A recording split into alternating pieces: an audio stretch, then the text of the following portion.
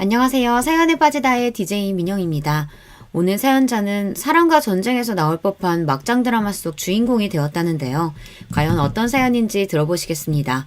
오늘도 두 가지 사연이 준비되어 있는데요. 끝까지 들어주실 거죠? 그럼 바로 시작할게요. 구독과 좋아요 잊지 말고 꾹 눌러주세요. 안녕하세요. 저는 40대 남자입니다. 저는 최근 아주 거지 같은 일을 당했습니다. 아무리 생각해도 가슴이 답답하고 속이 상해서 잠도 제대로 잘 수가 없을 정도였어요. 사실은 최근 제가 아내와 이혼했습니다. 저는 아내를 정말 많이 사랑했어요. 대학 때 CC로 만나 연애만 10년이에요. 저의 20대를 몽땅 다 아내에게 바쳤다고 해도 과언이 아닙니다. 아내는 꿈이 선생님이었어요. 대학 때부터 임용고시를 보겠다고 해서 제가 그 뒷바라지를 다 했습니다. 저는 아내가 원하는 꿈을 꼭 이루게 해주고 싶었어요. 저와 아내는 대학 때부터 연애를 오래 해서 그런지 서로의 집안 사정까지 속속들이 다 알고 있었어요. 아내네 친정이 집안 사정이 넉넉하지 않아요. 아내는 항상 꿈을 접고 가족들을 위해 많은 걸 희생하고 살았다고 하더라고요. 아내는 항상 자신의 어린 시절 이야기를 하며 가난한 게 너무 싫었고 무능력한 아버지 때문에 힘들었다고 했습니다. 남들이 들으면 자식이 무슨 그런 소리를 하냐고 못됐다고 할 수도 있지만 저는 그렇게 생각하지 않았어요. 저는 아내가 이해됐습니다. 저도 넉넉하지 않은 집안에서 장남으로 자라면서 동생을 위해 많은 걸 희생하며 살았어요. 대학 때 외국으로 교환학생을 갈 기회도 있었는데 부모님이 절대 안 된다고 하셨어요. 전액 지원받고 갈 수 있는 거라 돈도 안 드는데도 부모님은 절대 안 된다고 하셨죠. 제가 교환학생으로 가버리면 지금 당장 아르바이트해서 부모님께 보내는 생활비도 못 보내고 취직도 늦어질 테니 절대 안 된다고 하셨어요. 그때는 부모님이 너무도 원망스러웠습니다.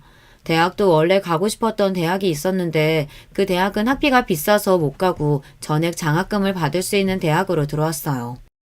저는 살면서 부모님께 지원이라고는 한 푼도 받지 않고 오히려 생활비를 벌어다가 드리고 있는데요. 앞으로도 평생 부모님과 동생들을 챙기며 살아야 한다고 생각하니 답답하기만 했습니다. 그러던 중 아내를 만난 거예요. 저와 아내는 많이 닮았습니다. 둘 다 비슷한 가정 환경에서 힘들게 자라다 보니 생각하는 것도 비슷하고 통하는 게 많았어요. 그러다 보니 아내가 더 안쓰럽게 느껴져서 아내만은 자신의 꿈을 꼭 이루게 해주고 싶었습니다. 저는 집안 사정 때문에 원하지도 않는 회사에 입사했어요. 하루라도 빨리 취직해서 동생들 학비를 벌어야 했기 때문에 고민할 것도 없이 곧바로 일할 수 있는 회사로 들어가기 급급했죠. 저는 월급의 반을 부모님께 생활비로 보내고 남은 돈을 아내와 함께 생활비로 쓰며 아내가 공부할 수 있게 도와주었습니다. 제가 제일 사랑하는 아내라도 꿈을 이뤄서 행복해지는 모습을 보고 싶었거든요. 하지만 세상은 역시나 저의 편이 아니었습니다. 아내는 임용고시를 3번이나 떨어졌어요. 3년 동안 저와 함께 울기도 하고 웃기도 하며 열심히 준비했는데 꿈을 이루기가 쉽지 않더라고요. 저는 아내에게 한 번 더 도전해보라고 도와주겠다고 했지만 아내는 더는 그럴 수 없다고 했습니다. 자기한테 말 못했는데 사실 우리 엄마 아빠가 아주 난리 났어. 나더러 내 주제에 무슨 선생이냐고 하루라도 빨리 취직하래. 부모랑 동생들은 돈 버느라 잠도 못 자고 힘들게 사는데 나는 팔자좋게 놀면서 공부한다고. 저는 한숨이 저절로 나왔습니다. 슬퍼하는 아내를 보고 있으면 꼭 저를 보는 것 같아서요. 저는 끝까지 아내를 말려보려고 했지만 소용없었습니다. 당시에 아내의 막내 동생이 고3이었는데 공부를 꽤 잘했어요. 의대도 갈 수 있는 성적인데 집에 돈이 없어서 고민하고 있다고 하더라고요. 아내는 본인의 꿈을 접고 동생이라도 꿈을 이룰 수 있게 돕겠다고 했습니다. 그러고는 곧바로 여기저기 면접을 보러 다녔어요. 그것 또한 쉽지 않았습니다. 대학 졸업하고 임용 준비하는 동안 나이는 먹었는데 경력이 없으니 취직이 쉽지 않더라고요. 그러다가 아내는 한 중소기업에 합격해서 입사하게 됐습니다. 근데 자기 합격한 회사 면접 봤을 때 사장이 좀 이상하다고 하지 않았어? 제 기억에 합격한 회사 면접 자리에 갔을 때 대표가 좀 이상한 사람이라고 들은 것 같은데 합격했다고 하니 좀 찝찝하더라고요. 회사가 작아서 그런지 대표도 젊은 사람인데 면접 자리에서 나 보자마자 키랑 몸무게를 물어보더니만 남자친구 있냐고 물어보더라고. 완전 양아치같이 생겼어. 그거 완전 또라이네. 면접 보는데 키랑 몸무게를 왜 물어봐? 그리고 남자친구는 도대체 왜 물어보는데? 그래서 자기는 남자친구 있다고 했어? 저는 내심 아내가 어떻게 대답했을지 궁금해서 물어봤습니다. 아니, 남자친구는 없고 결혼할 사람은 있다고 했지. 오, 잘했네, 잘했어. 그래도 뽑은 거 보면 완전히 또라이는 아닌 건가? 그래도 이 회사라도 붙어서 얼마나 다행이야. 내가 빨리 취직해야 우리도 빨리 결혼하지. 아내는 저와 만나는 동안 자주 결혼 이야기를 했습니다.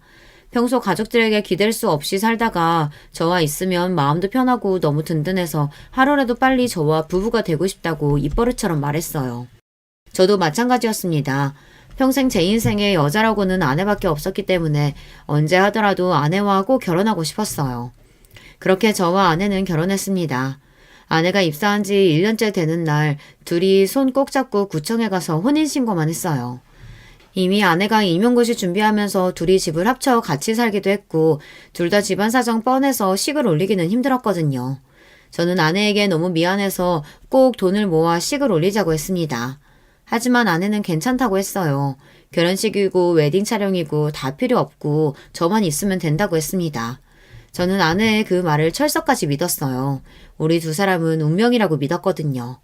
그런데 결혼은 연애와 달랐습니다. 둘이서 좋아서 꽁냥거리면서 살 때와는 많은 것이 달라졌어요. 특히나 저나 아내나 둘 다 집안 사정이 좋지 않다 보니 매번 사건 사고가 끊이지 않았습니다. 한 번은 이런 적이 있었어요. 저희 아버지께서는 70이 다 되신 나이까지 공사 현장에서 노동자로 일하셨어요. 흔히들 막노동이라고 비하해서 말하지만 저는 그 말을 정말 싫어해요. 아버지께서 지난 30년 동안 일하시는 걸 옆에서 지켜봐온 저로서는 아버지께서 얼마나 성실하게 쉬지 않고 가족들을 위해 희생하셨는지 잘 아니까요. 이제 저도 결혼해서 잘 살고 있고 동생들도 다 자기 목하면서 살고 있으니 어머니 수술하게 돼도 그 정도는 저희가 할 수 있어요. 그러니까 아버지까지 몸 상하시기 전에 좀 쉬세요. 에휴, 말도 마라. 내가 지금까지 너 장남이라고 평생을 부담 주고 미국도 못 가게 발목 잡았던 거 생각하면 아직도 눈물이 나. 그때 좀 힘들어도 참고 그냥 네가 하고 싶은 대로 하게 둘걸. 아휴, 젊어서 우리 장남 고생시킨 것만 생각하면 아버지가 미안해.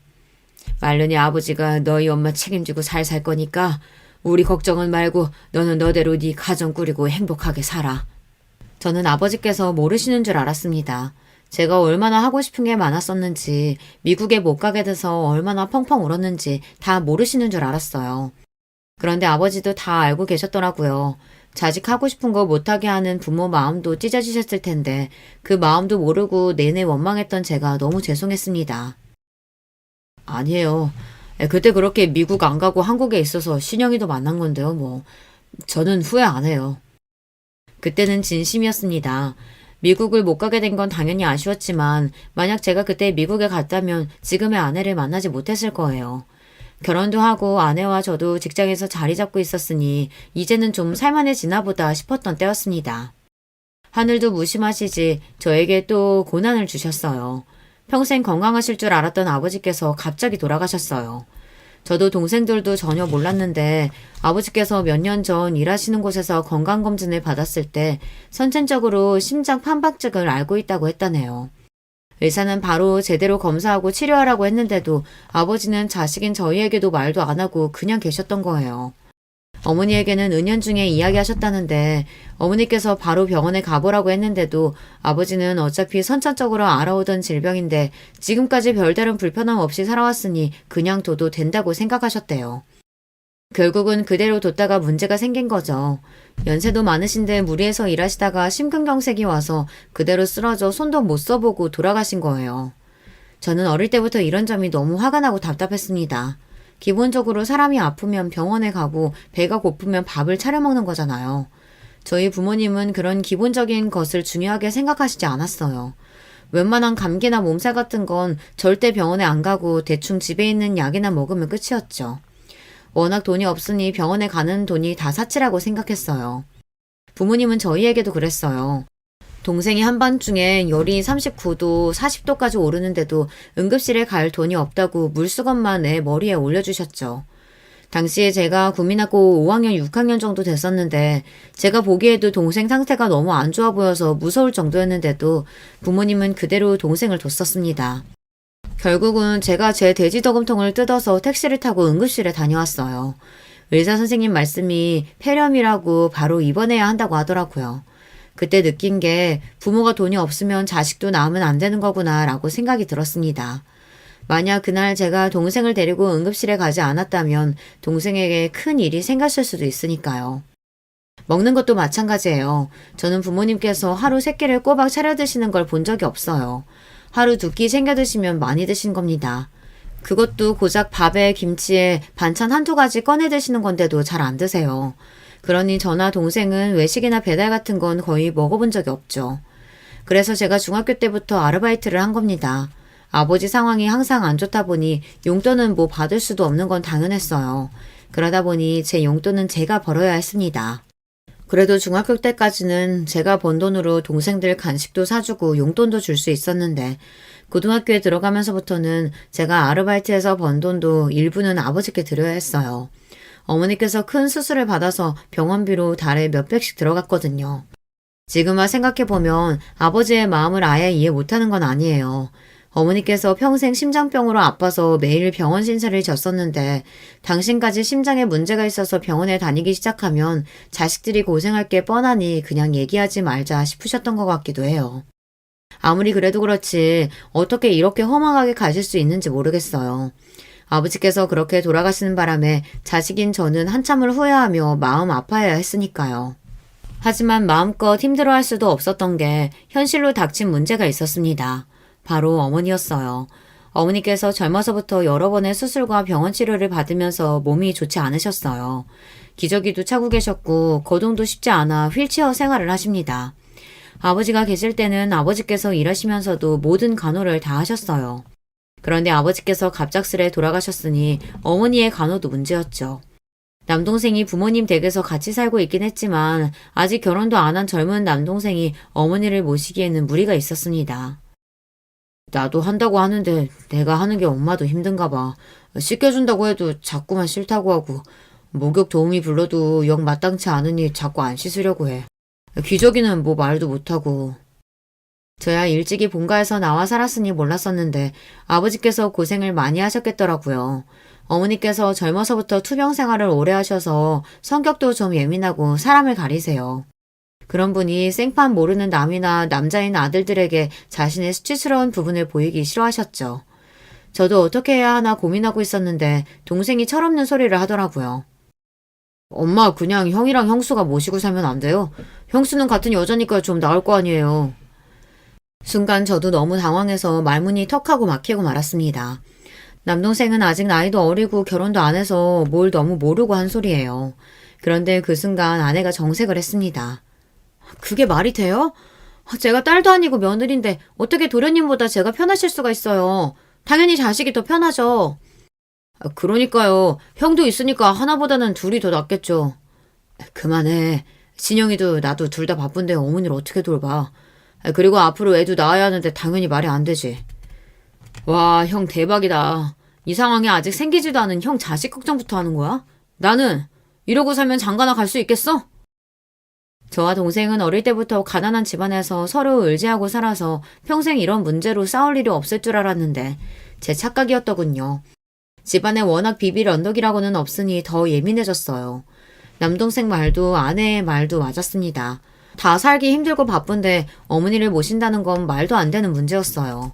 장남인 제가 미리 방법을 생각했어야 했는데 저도 모르게 동생이 어머니와 같이 살고 있다는 이유로 동생에게 다 떠넘기고 있었는지도 모르겠어요. 알겠어. 내가 어머니 계실 곳 좀 찾아볼 테니까 그때까지만 서로 도와가면서 어머니 돌보자. 그 자리에서는 이야기를 일단락하고 제가 어머님이 계실 요양병원이나 요양원을 알아보기로 했어요. 그런데 생각보다 비용이 많이 들더라고요. 어머니는 등급이 높지 않아서 바로 요양원에 들어가기엔 무리가 있었고 지병도 있으셔서 요양병원으로 가야 했는데 가격이 달에 무조건 100만 원 이상씩 들어가더라고요. 생각지도 못했던 부분이라 아내와 상의가 필요할 것 같아 저는 조심스레 아내에게 상의했습니다. 어머니 계실 요양병원 알아보긴 했는데 비용이 꽤 들어가서 진우랑 같이 부담해도 달에 70, 80은 생각해야 할 것 같아. 저는 제가 형이니 당연히 동생보다 더 부담해야 한다고 생각했어요. 그런데 아내는 제 말에 기분이 상했는지 버럭 화부터 내더군요. 70, 80? 우리가 그런 돈이 어딨어. 둘 월급 가지고도 생활하기 빠듯한데.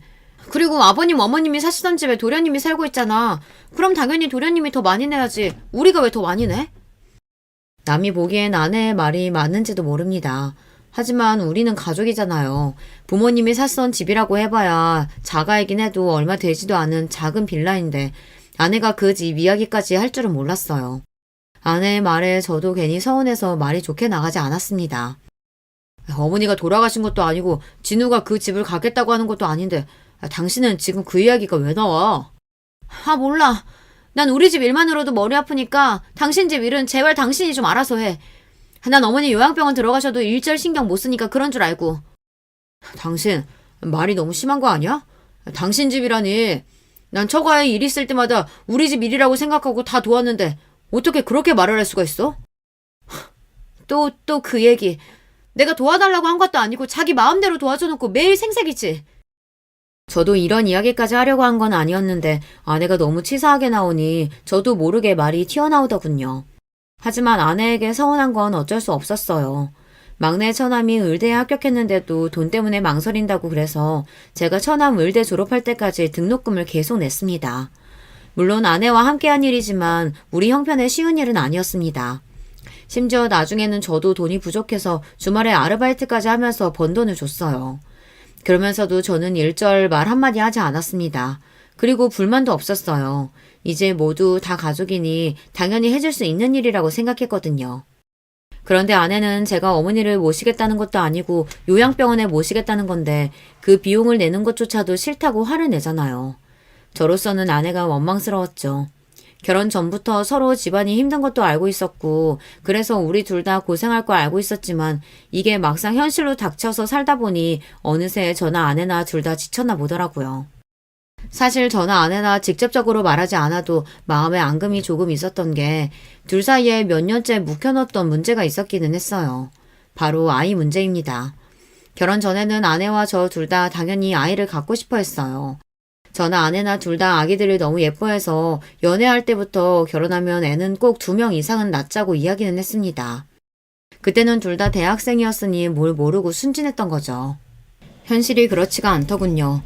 결혼 초기에 아내가 들어간 직장에서 처음엔 적응을 잘 못했어요. 그래서 종종 회사를 그만두고 싶다고 옮기고 싶다는 이야기를 하더라고요. 저도 아내의 마음을 이해하긴 했지만 바로 그만두라고 말할 수가 없었던 게 아내가 임용 준비하느라 남들보다 취직을 늦게 하기도 했고 그 회사도 어렵게 입사한 거라 섣불리 그만두라고 할 수가 없었어요. 더군다나 당시에 처남이 의대에 다니며 등록금을 우리가 부담하고 있는 상황이었으니 아내까지 회사를 그만두면 저 혼자 생활이 감당이 안 될 것 같았죠. 그런데 그런 상황에서 어느 날 아내가 갑자기 아이가 갖고 싶다고 했어요. 우리 결혼한 지 1년도 넘었고 나이도 있는데 이제 슬슬 아이 가져야 하지 않을까? 내 친구들 조카들 낳는 거 보니까 너무 부러워. 나도 아이 키우고 싶어. 그때 저도 좀 피곤하고 예민했는지 아내의 말이 좋게 들리지 않았습니다. 아내가 회사가 힘들어서 그만두고 싶어서 자꾸 아이를 갖자고 하는 것처럼 들렸어요. 그래서 저도 아내의 말을 고지고대로 듣지 않고 지금 당장 우리 부부에게 닥친 일만 이야기해버렸어요. 지금 우리 형편에 애를 어떻게 가져? 난 부모가 경제적으로 여유도 없는데 괜히 자기들 욕심 때문에 애 낳는 건 아니라고 생각해. 평소 아내에게 단호하게 제 고집을 피우는 성격이 아닌데 아이 문제에 있어서는 제 생각이 명확했어요. 우리 집이나 처가나 형편이 되지도 않는데 자식만 둘, 셋씩 낳아서 지원도 제대로 못 해주고 평생 자식들 고생시키는 게 너무 싫었거든요. 그래서 저는 꼭 형편이 나아졌을 때 하나만 낳아서 곱게 키우고 싶었어요. 그런데 아내는 제 생각과 달랐습니다. 애를 낳는 건 다 때가 있다고 했어요. 자기 말대로면 우리는 아마 평생에 못 낳아. 우리 양가 집안을 좀 봐. 이게 몇 년 안에 사정이 좋아지겠어? 상황 좋아지고 낫겠다고 하면 아마 우리 둘 다 환갑일걸? 아내는 입술을 삐죽이며 중얼거렸습니다. 저도 거기서 그만했어야 했는데 아내가 제 말을 오해하는 것 같아 한 번 더 하게 됐어요. 그쯤 하고 말았어야 했는데 그게 화근이 됐습니다. 당신 일 힘들어서 쉬고 싶은 건 아는데 우리 상황에서 지금 아이까지 생기면 오히려 더 문제야. 앞으로 더 나아질 테니까 조금만 더 힘내자.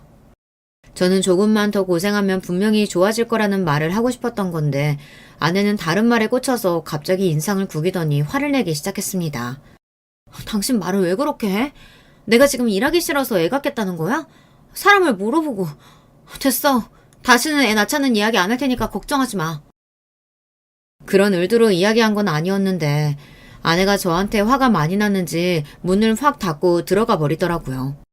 그때 이후로 아내와 제 사이는 말로 표현하기 어렵지만 달라졌어요. 아내는 저에게 종종 이유도 없이 불만이 있는 사람처럼 짜증을 냈고 양가 다 상황은 나아질 기미가 보이지 않으니 당연히 아이 이야기는 누구도 꺼내지 않았습니다. 제가 이기적인 건지도 몰라요. 사실 저는 지금의 우리 상황이라면 아이를 낳고 싶지 않았습니다. 여기서 아이까지 생기면 우리 부부가 얼마나 힘들어질지 뻔히 보이니까요. 처가든 우리 집이든 형편이 어려워서 싫다기보다 현실이 이런 상황이니 내가 감당할 수 있을 정도로만 일을 벌이고 싶은 거예요.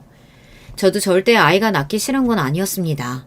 저는 아내를 사랑하고 많이 아끼기에 아이 없이 아내와 둘만 살아도 좋아요. 제가 능력이 있어서 아내가 원하는 걸 다 하게 해주고 행복하게 해줄 수만 있다면 아이 없어도 저는 남은 인생은 아내에게 올인하고 살고 싶다는 마음뿐이었습니다. 그런데 이건 어디까지나 제 생각이었어요. 아내의 생각은 저와 달랐습니다. 아내는 나이가 들수록 점점 더 변해갔어요. 처음에 회사 생활을 너무 힘들어해서 걱정했었는데 어느새 아내는 그 회사에 다닌 지 5년이 넘었어요. 그리고 최근 대리로 승진하면서 아내가 많이 좋아했습니다. 지금까지 고생한 걸 보상받은 것 같아 너무 기쁘다고요. 아내의 승진에 저도 기분이 좋아서 그날은 아내가 좋아하는 케이크를 사서 집에 들어갔어요. 같이 파티를 하려고요. 그런데 아내는 12시가 넘을 때까지 집에 들어오지 않았습니다. 최근 회사 동료 몇 명과 친해졌다면서 자주 만나서 술도 먹고 놀고 오는 건 알고 있었는데 그래도 승진 파티를 하자고 제가 연락했는데도 연락도 없고 집에도 들어오지 않으니 기분이 좋지 않더라고요. 제가 몇 번이나 메시지를 보내고 전화를 했는데도 아내는 답이 없었습니다. 그러더니만 결국 새벽 2시가 넘어서야 술에 잔뜩 취해서 들어왔어요. 내가 승진 파티 하자고 메시지 보낸 거 못 봤어?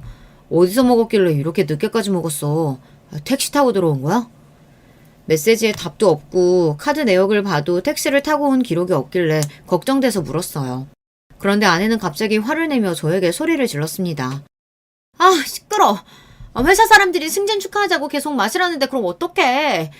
그리고 사장님이 택시비 줘서 택시 타고 왔거든? 쪼잔하게 매일 택시 탔나 안 탔나 좀 물어보지 좀 마. 아니, 내가 언제 쪼잔하게 굴었다 그래. 매일 택시 탔나 안 탔나 물어보고 오랜만에 입은 옷 보면 샀냐고 자꾸 물어보고 그게 쪼잔한 거야. 내 돈으로 내가 택시 타고 옷 사는데 왜 자꾸 잔소리야? 저는 순간 기가 막혀서 어안이 다 벙벙했습니다. 회사에서부터 여자 혼자 택시 타고 오는 게 걱정돼서 물은 건데 아내는 제가 택시비를 썼다고 잔소리하는 것처럼 들렸나 봐요. 옷도 그래요. 처음 보는 옷 같아서 예쁘다고 관심을 보인 건데 그게 또 옷 샀냐고 물어보는 것처럼 들렸나 봐요. 아내가 술에 잔뜩 취해서까지 그 정도로 이야기를 하니 그동안 제가 아내를 돈 가지고 힘들게 했나 하는 생각이 들더군요. 그날은 아내도 기분이 좋아서 한잔 한 거니 제가 더 이야기하면 안 될 것 같아 넘어갔습니다. 우리는 부부고 가족이니 아무 때나 축하하면 되니까요. 그런데 저희는 결국 아내 승진 파티를 하지 못했습니다.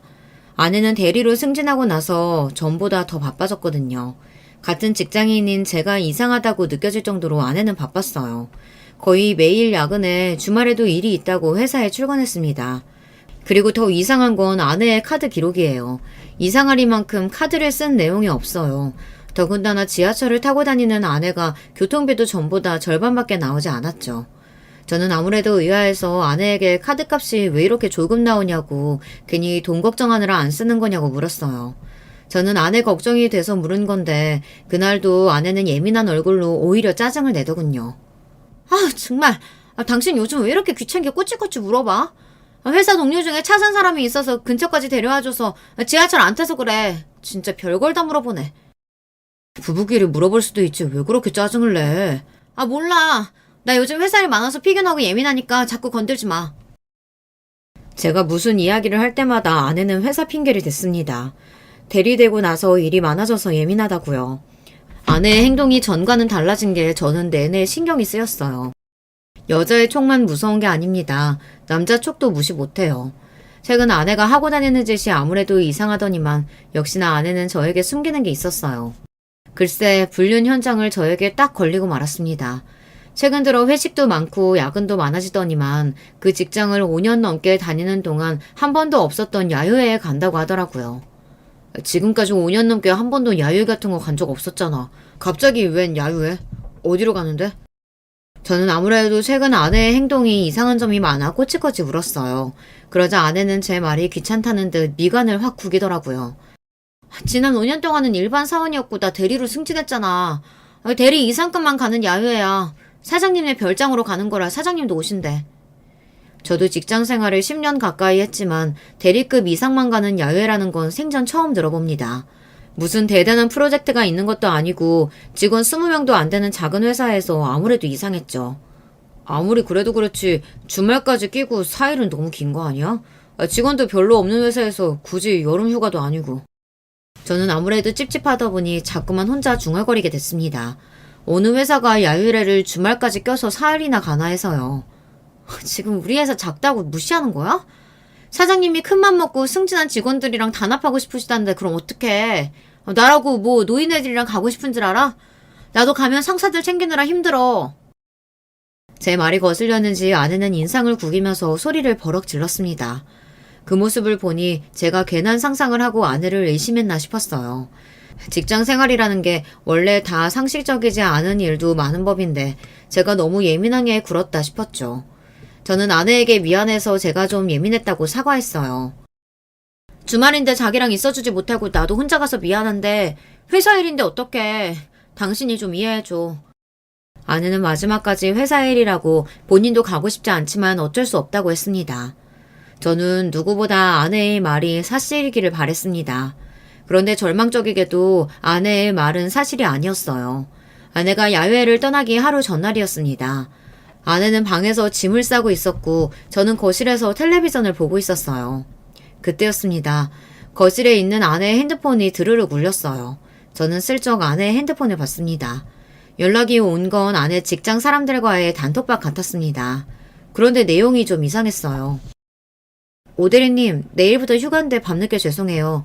내일 미팅 건으로 과장님께서 중요하게 확인할 게 있다고 내일 오전에 잠깐 전화 달라고 하셔서요. 여행 떠나시기 전에 과장님께 연락 부탁드릴게요. 저는 순간 제가 잘못 본 건 아닌가 싶었습니다.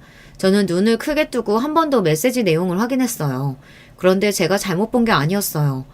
아내 말로는 분명 내일 대리급 이상은 다 같이 가는 야유회라고 했는데 단톡방에서는 아내 휴가라고 하더군요. 심지어 아내 바로 위에 상사인 과장은 야유회에 가지도 않았어요. 저는 순간 느낌이 쎄했습니다. 아내는 분명 저에게 거짓말을 한 게 확실해요. 저는 아무래도 이상해서 아내의 핸드폰을 확인한 김에 다른 메시지 내용도 확인해 보려고 했습니다. 그런데 직장 단톡방 외에는 다 비밀번호로 잠겨있더군요. 저는 점점 더 가슴이 답답해졌어요. 이게 바로 물증만 있고 증거는 없는 상황이었죠. 저는 그날 밤 머릿속이 복잡해서 잠을 한숨도 자지 못했습니다. 혼자 별의별 상상을 다 했어요. 이대로 있다가는 돌아버릴 것 같아 가만히 있을 수가 없었습니다. 저는 아내가 야유회에 가는 게 진짜인지 제 두 눈으로 확인해야 했습니다. 다음날 저는 회사에 병가를 내고 아내의 뒤를 따라가기로 했어요. 그런데 마음속으로 절대 아니었으면 하면서 마음 졸였던 일이 현실이 되어 돌아왔습니다. 아내는 분명 회사 앞에서 직원들이랑 다 같이 만나 버스를 타고 이동한다고 하더니만 집에서부터 슬슬 걸어서 내려가더니 지하철역 앞에서 누군가 기다리는 것 같더군요. 잠시 후 요란한 소리를 내며 스포츠카 한 대가 아내 앞에 섰어요. 그리고 아내는 그 차에 조수석에 올라탔어요. 제가 바로 뒤쪽 차에 타 있어서 스포츠카 안에 사람이 누군지 가늠할 수 없었지만 남자인 건 분명합니다. 아내가 조수석에 탈 때 잠깐 보였던 운전석 실루엣이 덩치가 제법 큰 남자였어요. 앞서가는 스포츠카를 쫓으며 저는 별의별 생각을 다 했습니다. 운전석에 앉은 남자는 누구일까? 아내는 나에게 야외에 간다고 말하고 지금 도대체 어디를 가고 있는 걸까? 별의별 생각이 다 들었어요. 무슨 정신으로 운전했는지도 모를 정도로 혼미한 와중 아내가 탄 스포츠카는 고속도로를 타더니 동해까지 달렸습니다. 잠시 후 해수욕장에 도착한 스포츠카는 드디어 주차를 했어요. 저는 스포츠카의 뒤에 차를 세우고 아내가 내리기를 주시했습니다. 그때였어요. 스포츠카에서 아내와 남자가 내렸습니다. 그러고는 연인처럼 팔짱을 끼고 바닷가로 걸어갔어요. 그리고는 둘이 좋아서 시시덕거리더니만 입술을 쪽쪽 맞췄습니다. 그 모습을 보는데 저는 온몸에 소름이 돋고 피가 거꾸로 솟는 것만 같았습니다. 지금이라도 당장 달려가 아내와 상간남 자식을 떼어놓고 싶었지만 도저히 발이 떨어지지 않았습니다. 그때였어요. 이 연놈이 입술을 쪽쪽 맞추더니 몸이 달아올랐는지 급하게 차에 올라탔어요. 그러더니만 스포츠카는 근처의 호텔로 향했습니다.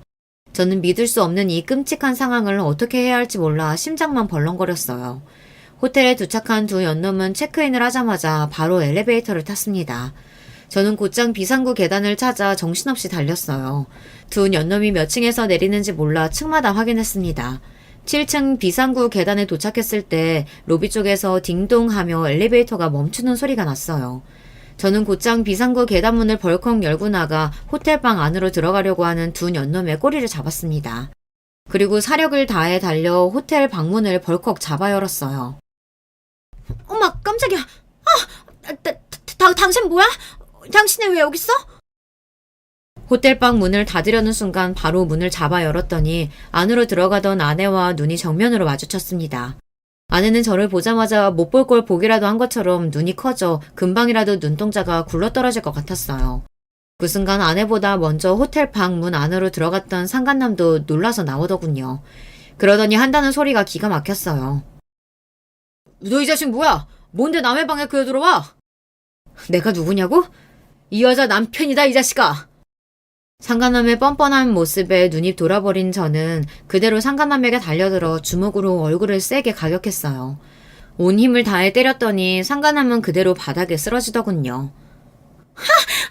당신 뭐 하는 거야? 사장님 괜찮으세요?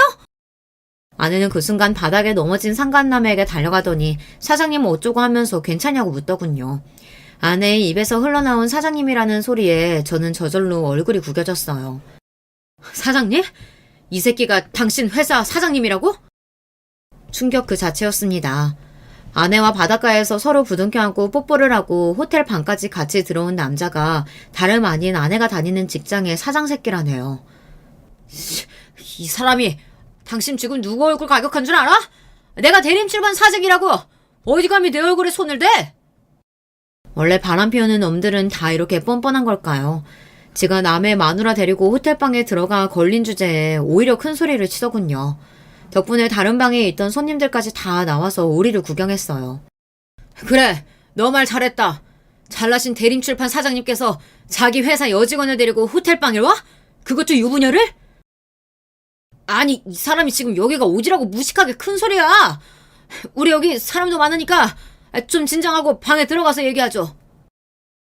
그제야 상황 파악이 되는지 돼지 같은 사장놈은 그제야 저를 진정시키고 방에 들어가 이야기하자고 했습니다. 이 새끼가 남의 마누라 가로채놓고 너야말로 어디서 큰 소리야? 너 진짜 오늘 내 손에 죽어볼래? 사장 새끼 하는 짓이 갈수록 지랄이라 저는 참아줄 수가 없었어요. 이판사판 여기서 결판을 내야겠다 싶었습니다. 저는 다시 달려들어 한 대 더 치려고 하는데 순간 아내가 제 앞을 막고 섰어요. 그만해. 사람들 다 보는데 무식하게 뭐 하는 짓이야. 순간 저는 기가 막혀서 한숨이 절로 튀어나왔습니다. 아내가 이렇게 뻔뻔한 여자인 줄은 꿈에도 몰랐어요. 바람 피우는 장면을 딱 걸리고도 쪽팔린 줄을 몰랐죠. 뭐? 남편한테 거짓말하고 호텔방에 바람 피우러 온 주제 무식? 당신이야말로 정신 나간 거 아니야? 순간 이 여자가 정말 어젯밤까지 저와 한 입을 덮고 잔 여자가 맞나 싶더군요. 참, 꼴의 남편이라고. 당신 가진 거 없어서 둘이 식도 못 올리고 혼인신고만 하고 살았다며? 세상에, 남자가 얼마나 한심하고 능력이 없으면 요즘 같은 시대에 여자 드레스도 못 입혀보고 살게 하냐? 나 같아도 서러워서 딴 남자로 갈아타겠다. 아내의 태도에 황당해서 정신이 나간 와중 사장 새끼도 말 같지 않은 소리를 하더군요. 뭐야? 당신 지금 말 다 했어? 상간남 주제에 당신이 뭘 한다고 함부로 떠들어? 나랑 이 여자도 사랑해서 결혼했어. 연애를 10년 하고 결혼했다고. 잘못한 건 저 두 년놈들인데 제가 왜 더 잘못한 것처럼 무시를 당하고 서러워야 하는 걸까요? 저는 그 순간 제가 세상에서 가장 못난 놈이 된 것 같았습니다. 그만 좀 해. 그래도 내가 5년 넘게 다닌 회사 사장님인데 이 새끼 저 새끼 욕을 하면 어떡해. 이게 말이 된다고 생각하세요? 저 새끼가 자기한테나 사장이지 나한테도 사장입니까? 상간남 새끼한테 새끼라고 했다고 아내는 오히려 저에게 뭐라고 하더군요. 뭐라고? 당신 지금 내가 저 상간남 새끼한테 새끼라고 했다고 이러는 거야? 너 진짜 오신영 맞아? 나랑 10년 연애하고 결혼한 오신영 맞냐고? 그래, 나 오신영 맞아. 근데 지금 여기 있는 나도 오신영이야. 나도 이렇게 좋은 호텔에서 밥도 먹고 잠도 자고 싶어. 매일 거지 같은 집에서 돈 걱정하면서 구질구질하게 살고 싶지 않다고. 아내는 마치 이 순간을 기다리기라도 한 것처럼 울분을 토해냈습니다. 자신이 바람을 피운 게 꼭 나 때문인 것처럼 본인이 억울해서 소리쳤어요. 아내와 사는 동안 같이 누워서 드라마나 영화를 보며 그 속에 나오는 상간남 상간년들을 보며 함께 손가락질하며 본 적이 있어요. 어쩜 저렇게 사람을 속이고 더러운 짓을 할 수 있냐고요. 그러던 아내가 자신은 잘못한 게 하나도 없는 것처럼 저에게 적반하장으로 굴었습니다. 심지어 저와 사는 게 구질구질하다네요. 내가 이 구질구질한 현실에서 벗어나려고 얼마나 노력했는지 당신이 제일 잘 알잖아. 연애할 때부터 내내 당신 뒷바라지하고 결혼해서는 천하물사만 되겠다고 우리 애도 안 갖고 일만 하면서 그렇게 아등바등 열심히 살았잖아. 근데 당신이 이제 와서 어떻게 나한테 이래? 말을 하면 할수록 제 처지가 너무 처량하고 불쌍해서 저절로 눈물이 펑펑 쏟아졌습니다. 그런데 그 순간 아내는 너무도 차가운 눈빛으로 저를 쏘아보며 한심하다는 듯 한숨을 쉬었어요. 또 그 얘기야? 그래, 나도 알아. 나 임용 준비하는 동안 당신이 내 뒷바라지하고 결혼해서 사는 동안 우리 집 챙기느라 고생한 거. 근데 누가 그렇게 해달라고 시켰어? 당신이 좋아서 한 거잖아. 그때 아내의 차가운 눈빛을 생각하면 저는 아직도 자다가 자리에서 벌떡벌떡 일어날 정도로 심장이 뜁니다. 그 순간 알았거든요.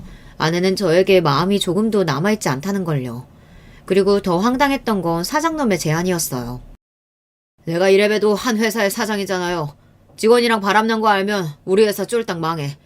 그럼 오신영 씨나 남편한테도 좋을 거 없잖아. 내가 이 자료로 현금 5억 준비해서 줄 테니까 제발 이 일은 우리끼리 비밀로 합시다. 별 미친놈이 다 있더군요. 저는 피가 거꾸로 솟는 것만 같은데 제발 비밀로만 해주면 5억을 주겠답니다.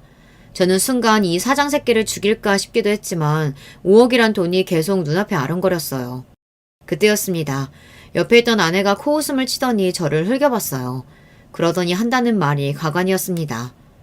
뭘 고민하는 척을 해. 당신 돈 좋아하잖아. 이왕 이렇게 된 거 그냥 5억 받아. 나랑 이혼하고 그 돈으로 행복하게 살면 되잖아. 일석이조가 따로 없네. 뭐, 당신 말 다 했어? 당신은 정말 나랑 이혼하겠다는 거야? 내가 당신한테 바람 피우는 거 걸렸다고 당신 뭐 착각하나 본데. 나 사장님 사랑해. 우리 그냥 불륜 아니야. 그러니까 이혼해줘. 나 남은 인생은 사장님이랑 살래. 그 이후 아내가 저에게 무슨 말을 했는지 사장 새끼가 뭐라고 했는지 기억도 나지 않아요. 제 기억엔 아내가 사장을 사랑한다고 했던 말만 기억나요. 그리고 저는 사장이 건넨 종이에 사인을 했습니다. 아내와 사장 새끼의 불륜 사실을 일절 누구에게도 발설하지 않겠다고요. 그리고 며칠 뒤 집 앞으로 웬 박스가 도착했어요. 박스에는 정말 현금으로 5억이 들어있더군요. 아내와 저는 이혼했어요. 아내는 제가 5억을 받았다는 사실을 가지고 저를 조롱했지만 저는 아무 말도 할 수가 없었습니다. 제가 무슨 말을 해도 아내가 제가 아닌 그 새끼를 선택했다는 사실은 변함이 없으니까요. 그로부터 반년을 저는 회사 집만 다니며 아무것도 하지 않았습니다. 5억이 든 가방은 그대로 방에 놔둔 채 말이죠. 그런데 얼마 뒤 아내와 사장 새끼가 여전히 불륜 상태로 계속 만나고 있다는 사실을 알게 됐어요. 분명 저와 이혼만 하면 둘이 곧바로 재혼할 것처럼 굴더니만 사장 새끼는 이혼하지 않은 것 같더라고요. 며칠 뒤 막내 처남에게 전화가 왔는데 저에게 미안하다면서 누나도 벌 받고 있다고 했어요. 사장 새끼가 아내와 이혼은 절대 안 된다며 계속 연애만 하자고 했다네요. 그 소리를 듣는데 저는 제가 놓치고 있었던 게 있다는 걸 알게 됐습니다. 우리 가정만 박살난 거예요. 그 사장 새끼는 아무것도 잃은 게 없었죠. 그리고 얼마 뒤 대망의 날이 밝았습니다. 저는 이날만을 기다렸습니다. 저는 곧장 사장이 사는 집으로 찾아갔어요. 그리고 사장 아내의 아내를 받고 그 집 안방으로 들어갔습니다. 잠시 뒤 충격적인 일이 벌어졌어요. 저와 사장 아내가 침대 매트리스 위에 있는데 안방문을 사장이 벌컥 열고 들어왔습니다. 그러더니 저와 사장 아내의 모습을 발견하고 놀라서 눈이 휘둥그레졌죠. 뭐야? 너희들 여기서 뭐 하는 거야? 너 이 새끼, 너 오대린 남편 맞지? 네가 여기 왜 있어? 설마 네가 내 마누라 꼬신 거야? 왜? 너는 내 마누라 마음대로 꼬시는데 나는 네 마누라 꼬시면 안 되냐? 이 자식이 감히 뚫린 입이라고 함부로 떠들어. 나한테 5억이나 뜯어가놓고 이런 짓까지 하면 네가 무사할 줄 알아? 너 내가 지금 당장 고소할 거야. 고소? 어디 할 수 있으면 한번 해봐. 내가 당신은 더러운 짓 발설 안 하기로 하고 5억을 받은 거지. 당신 아내 안 꼬시겠다고 받은 돈은 아니잖아. 그랬습니다. 제가 사장 새끼와 아내의 불륜 사실을 어디서도 발설 안 하겠다고 했지. 다른 걸 약속한 건 아니니까요. 그때였어요. 그때까지도 얌전히 입을 닫고 있던 사장 아내가 갑자기 자리에서 벌떡 일어나더니 사장에게 달려들었어요. 그러더니 말도 안 되는 일이 벌어졌습니다.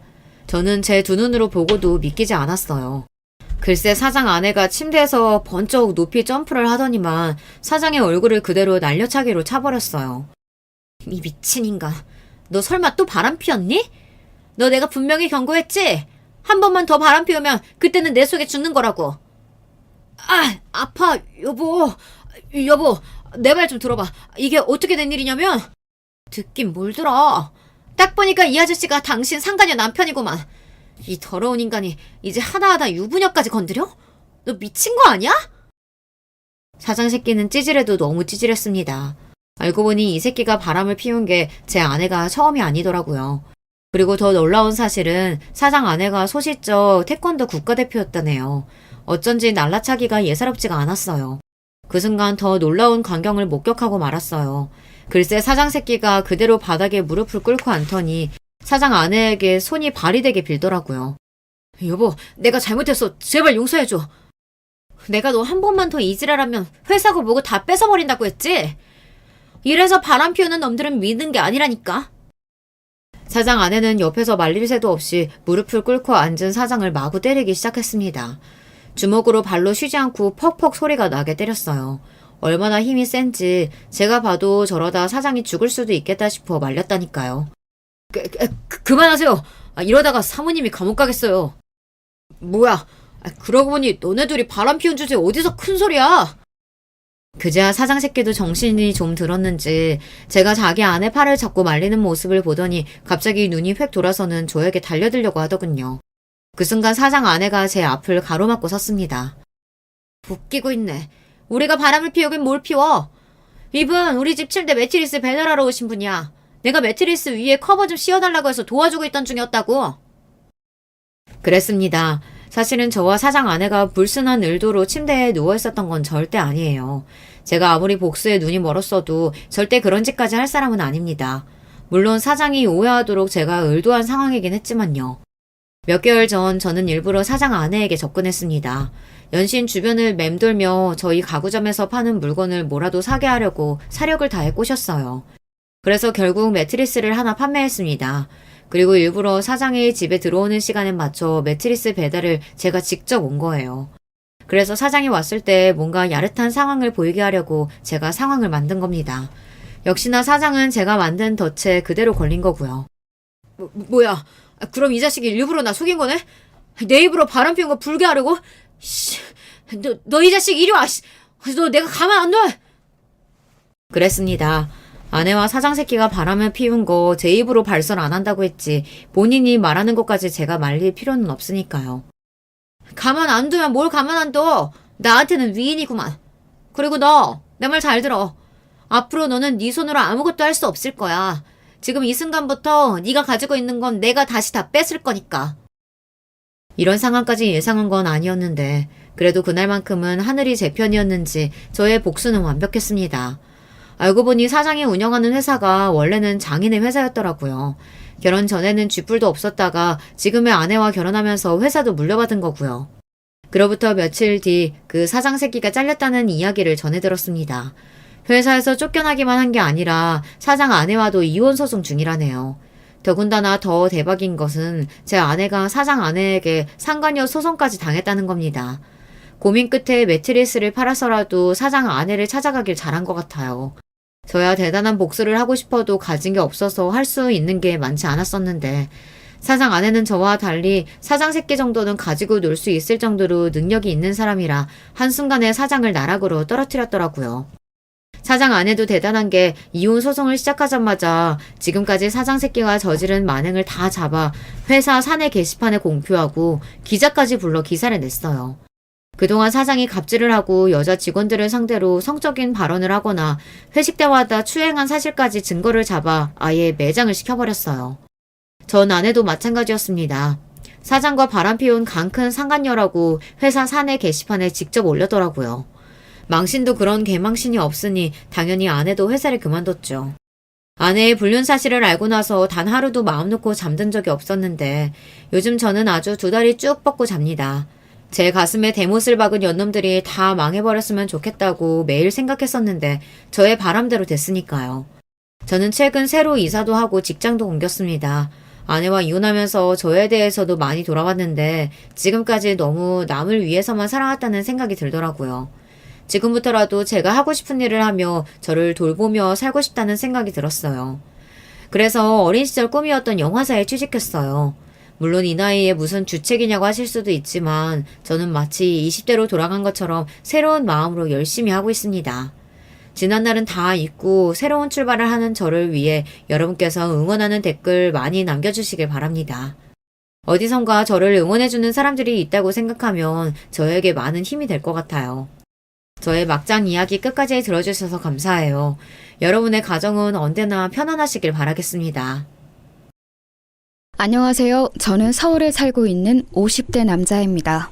제가 몇 년 전 겪었던 황당한 일을 좀 함께 이야기해보고 싶어서 사연을 보내드립니다. 저는 결혼을 좀 늦게 했습니다. 딱 40살 때 결혼을 했는데 좀 사정이 있었죠. 아내는 부끄럽지만 13살 연하의 아가씨였고요. 간호조무사로 일하다가 제가 병원에서 만나 호감이 생겨 결혼까지 하게 된 상황이었습니다. 물론 당시 아내도 27세나 되었으니 그리 어린 것은 아니었는데 저와의 나이 차이는 제법 났던 터라 친구들한테 도둑놈이라고 욕 꽤나 얻어먹었던 기억이 있네요. 그런데 사실상으로 저한테 그게 첫 결혼은 아니었고요. 물론 호적상으로는 첫 결혼이었습니다만 그 이전에 사실혼 관계인 사람이 있기는 했었습니다. 법적 결혼까지 가지는 못했지만요. 원래 20살 때 고등학교 졸업하고서 바로 취업해서 돈을 벌기 시작했었는데 그 시절에 만난 사람이었죠. 20 초반 애들이 뭘 알았겠습니까? 어린 나이에 눈 맞으니까 그냥 불장난처럼 시작해서 좋아 죽다가 생활이 힘들어지면서 끝난 그 정도의 일이었지요.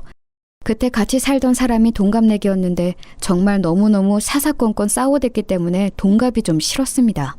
어느 정도는 나이 차이도 나고 조금 수더분한 사람이 좋다고 생각했었죠. 당시 첫사랑이었던 사실혼 상대자가 생활력도 좋고 영리한 사람이기는 했습니다만 그래서 더 많이 싸웠던 것도 있었거든요. 마음에 안 드는 것은 하나하나 그 자리에서 말을 해서 고치려고 드는 성격이었던 사람이라서요. 그리고 저는 어려서 부모님을 잃었고 동거녀는 어머니가 계셔서 그것 때문에 제가 자격지심도 좀 있었던 것 같았습니다. 동거녀가 자기 어머니 이야기를 꺼내면 이상하게 부하가 치밀고 화가 나서 말을 좀 심하게 하기도 했었거든요. 그래서 더 싸움이 격화되기도 했었죠. 제가 당시 동거녀에 비해 좀 스펙이 모자란 편이어서 이래저래 좀 의심도 하고 질투를 하기도 했고요. 한마디로 구속을 좀 했다고 할까요? 그래서 저는 20대 중후반쯤 갈라서고 나서 사람한테 질려버려서 한참이나 결혼에 관심을 두지 않았습니다. 사실혼이라고 해도 뭐 솔직히 말하면 동거였죠. 그런데 그 동거의 기억이 너무 안 좋다 보니 결혼도 피하게 되더군요. 그렇게 30대를 일만 하면서 지냈는데 워낙 열심히 일에 몰두해서인지 사업은 아주 잘 되었습니다. 사실 사업가로 치면 30대는 아주 젊은 나이지 않습니까? 그런데 그래도 꽤나 큰 사업체를 가지게 되었고 직원도 상당히 여러 거느리게 되었었죠. 하지만 일만 열심히 거의 중도차처럼 하신 분들 시간 지나면 몸과 마음 여기저기 고장나는 거 다들 아시죠? 저도 허리 쪽에 문제가 생겨서 병원을 열심히 다니기 시작했고 거기에서 20대 아내를 만났던 겁니다. 일 중독자로 살았던 허한 마음에 젊은 아가씨가 잘해주니 곧 마음이 녹아내렸고 사귀자고 고백하고 만난 지 반년 만에 결혼하게 되었죠. 상당히 빠른 결정이기는 했습니다. 그런데 첫 사실혼 경험 당시 알았던 것이 저 사람에 관련한 모든 것에 잘해주자는 것이었습니다. 그리고 모든 일에 관대해지자고 마음을 먹었었죠. 동갑이었던 첫 동거녀도 제 마음에 안 드는 게 그렇게 많았는데 13살이나 어린 현재 아내는 대체 어떻게 했습니까? 세대 차이도 날 거고 아무래도 아내가 미숙한 면도 많을 거고 그리고 저야 20 초반 동거라도 경험이 있었지만 아내는 그런 것도 없이 연애 면으로는 정말 미성숙한 사람이었습니다. 보통 27이라고 하면 연애도 할 만큼 해보고 알 것도 어지간히 아는 나이잖아요. 하지만 아내는 정말 아무것도 몰랐습니다. 처가가 경기도 외곽 쪽이었는데 수도권인데도 아주 논밭만 있는 그런 곳이었거든요. 원래 그쪽에서 고등학교 다니고 졸업해서 곧장 취업을 했다고 하더군요. 사실 저도 고졸이고 사회에 일찍 나선 편이었지만 아내는 취업도 그냥 친척 회사에 해서 아무 사정을 몰랐다고 했습니다. 친척 아저씨가 시키는 것만 하고 그냥 대충 다녀도 조금이나 봐 월급이 따박따박 나왔으니 굳이 뭘 알지 않아도 괜찮았다고요. 그러다가 갑자기 서울 도심에서 생활하는 것에 관심이 생겨서 장모님을 졸라 간호조무사 자격증을 따고 서울로 올라온 지 1년 정도밖에 되지 않은 상황이었습니다. 남자라고는 사귈 만한 틈이 없었던 거죠. 회사에 다닐 때는 친척 아저씨가 지켜보고 있으니 연애가 시작될 리가 없었고 간호조무사 자격증을 따면서부터는 너무 바빴다고 하더라고요. 처가는 장모님 혼자서 계셔서 홀어머니로 아내를 키우셨고 그래서인지 가정생활에 대해서 아무것도 몰라서 제가 처음에 애를 좀 먹었습니다. 아니 가정생활만 모르면 괜찮은데 어느 정도 사회적인 상식도 사실 아는 게 별로 없더군요. 그래도 저는 생활 환경이 달라서 그런 거고 너무 어리고 순진한 사람이니 제가 잘해줘야 한다고 생각했습니다. 그래서 결혼 전에도 일부러 시간을 내서 처가에 내려가서 장모님을 뵙고 오고는 했었죠. 장모님은 나이 이르게 아내를 낳아서 저하고 나이 차이가 얼마 되지 않았어요. 20에 아내를 낳으셨다고 하더라고요. 그래서 저희 결혼할 당시에 47세셨고 저하고는 7살 차이밖에 나지 않았죠. 사실 그래서인지 장모님이 처음부터 저를 별로 안 좋아하셨어요. 딸하고는 13살, 장모하고는 7살 차이인 사위라니 사실 그리 반기지 않으실 법했죠. 저라도 만약 제 딸이 그런 사위를 데리고 온다면 좀 화를 낼 것 같기는 하더라고요. 하지만 그래도 저와 아내가 정말로 사랑하고 있으니 잘 좀 봐달라는 뜻으로 선물 공세도 하고 현금도 용돈이라는 명목으로 상당히 많이 드렸습니다. 제가 용돈과 선물 공세를 꾸준히 한 몇 달 정도 하니까 그제야 장모님 마음이 조금 풀리는 것 같더라고요. 여전히 저를 동네 친구들한테 자랑하기는 좀 꺼려하시는 모양이었지만요. 그래서 저는 처가에서 장모님의 환영은 받지 못하는 어정쩡한 상태로 아내와 신혼생활을 시작했습니다.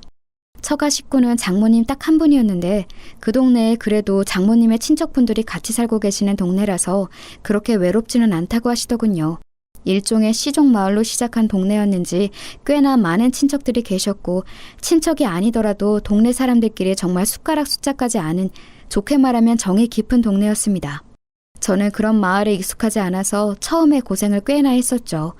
장모님이 아직 50도 안 되셨으니 상당히 젊은 편이셨는데도 그런 예스러운 마인드가 상당히 깊은 분이셨어요.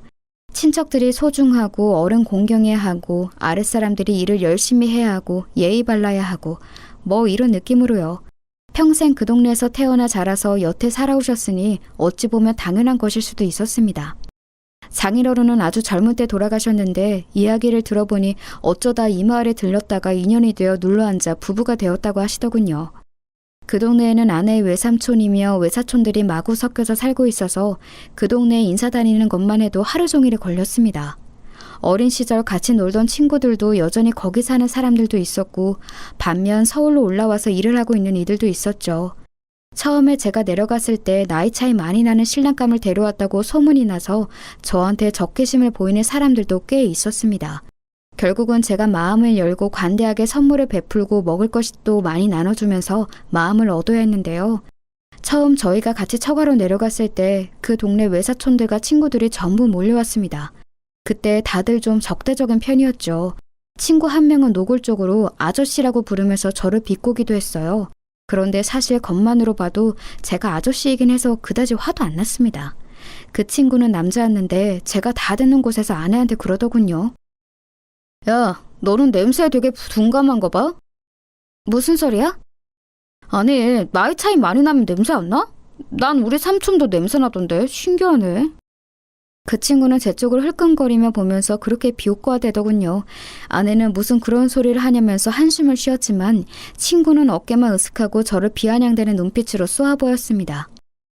그리고 나이 차이 많이 나면 남편이 바람도 잘 핀다더라. 괜찮은 거야?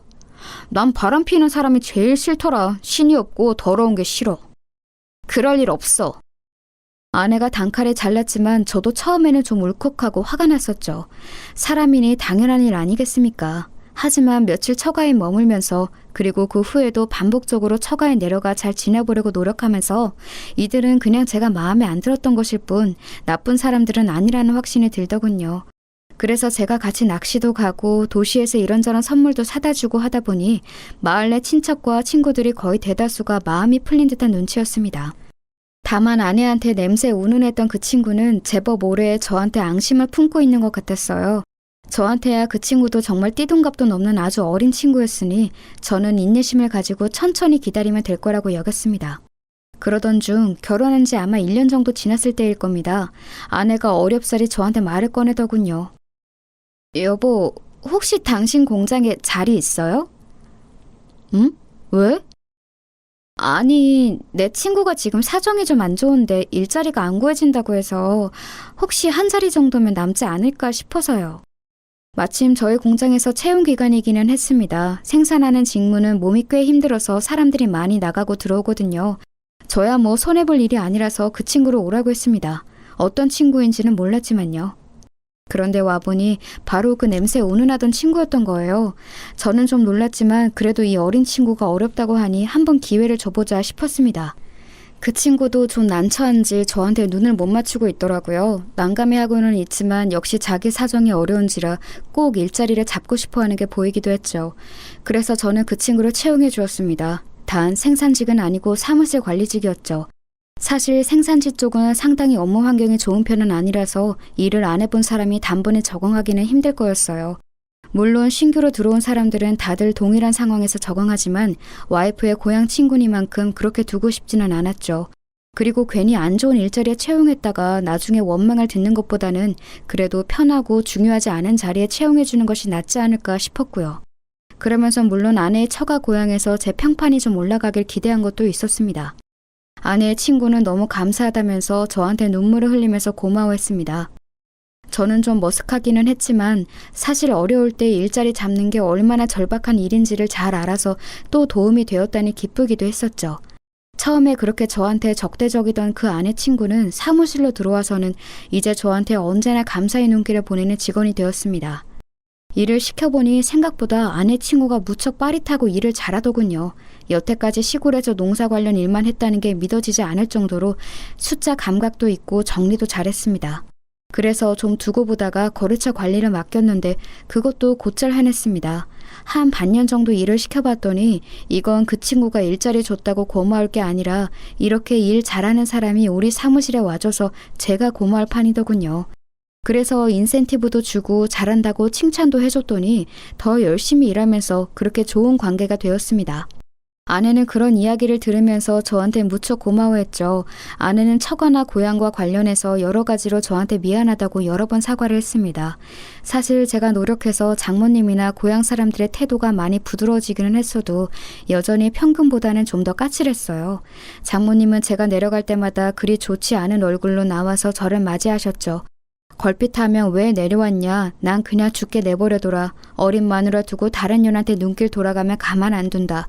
돈 많다고 유세 떨지 마라 등등 상상하기 힘들 만큼 다양한 악담을 저한테 퍼부으시기도 했습니다. 사실 아내의 말을 들어보면 장모님의 음식 솜씨가 상당히 좋다고 했고 상 내주실 때 먹어보면 간단한 찬도 무척 맛이 좋은 것을 보면 사실인 것 같았습니다. 하지만 장모님은 제가 내려갔을 때는 그리 거하게 상을 차려주시지는 않았어요. 언제나 냉장고에 들어있던 반창통만 꺼내서 늘어놓고 밥만 퍼서 담아서 내주시고는 했죠.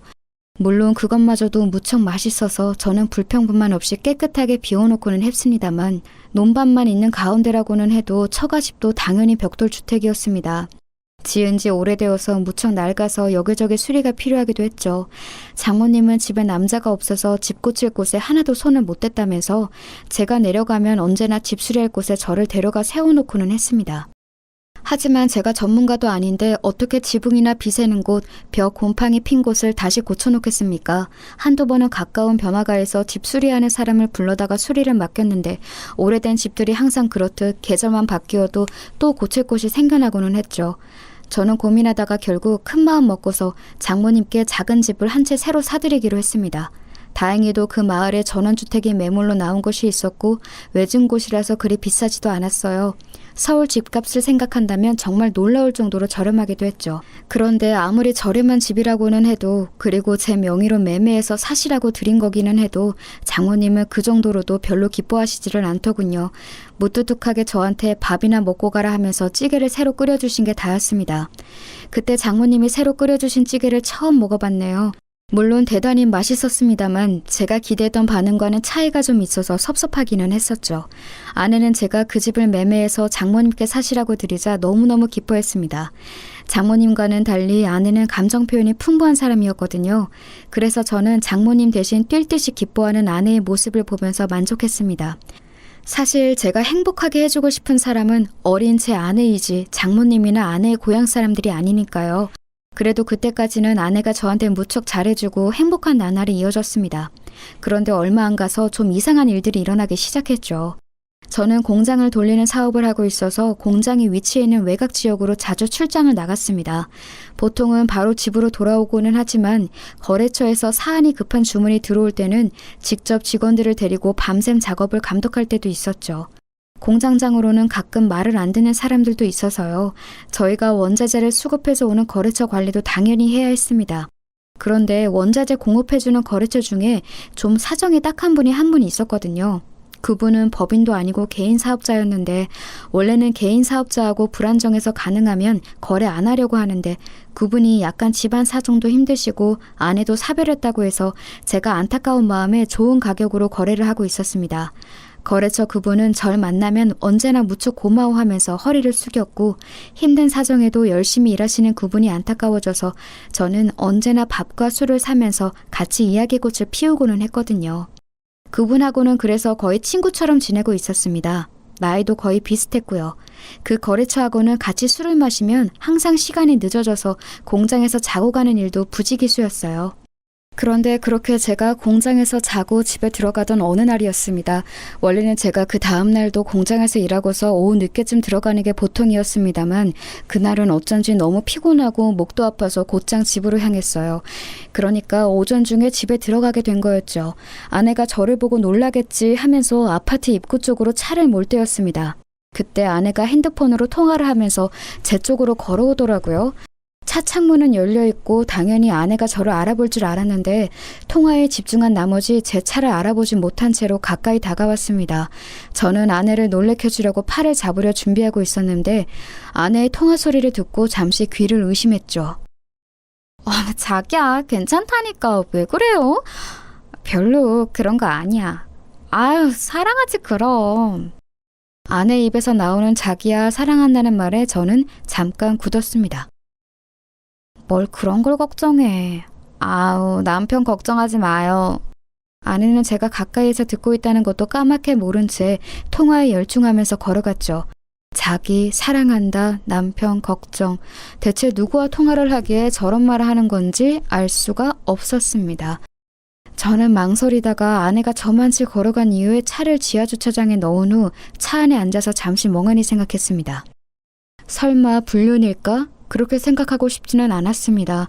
아내의 경쾌한 말투나 발랄한 웃음이 혹시 친한 친구와 나눈 대화일 수도 있다고 생각했어요.